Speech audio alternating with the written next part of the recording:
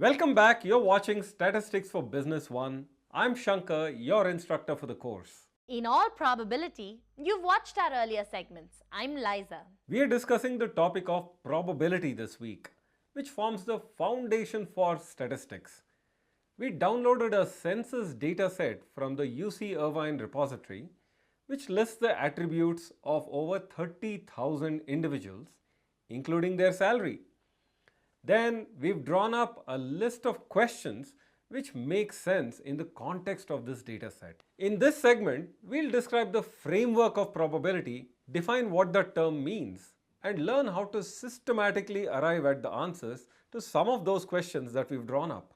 Given our empirical setting, we'll often be using the terms probability and likelihood to mean the same thing.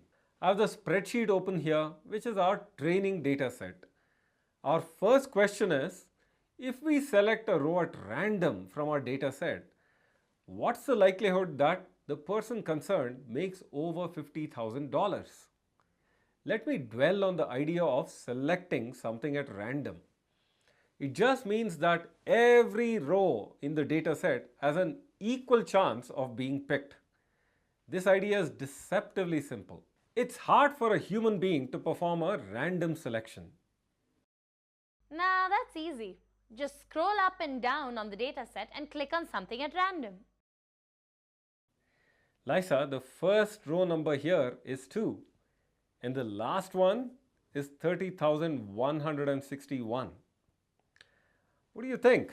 Would you pick the last row just as easily as you'd pick the first one? Well, that would mean a lot of scrolling. My fingers will ache. Did you say fingers? Anyway, you got my point. Laptops, on the other hand, don't have fingers that ache.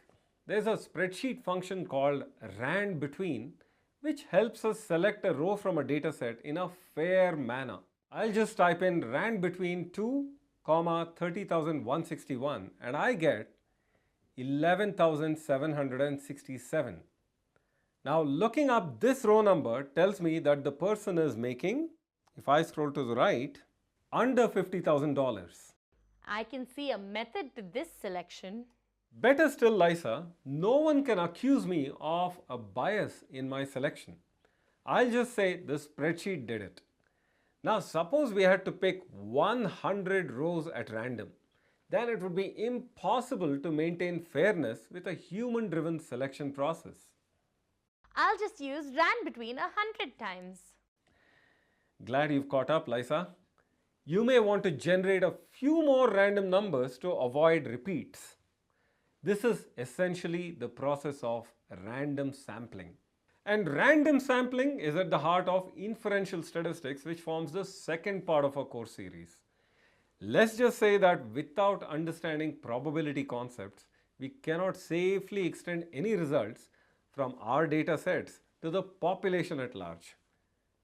Who would want to conduct a survey on a small section of people only to discover that the conclusions cannot be generalized?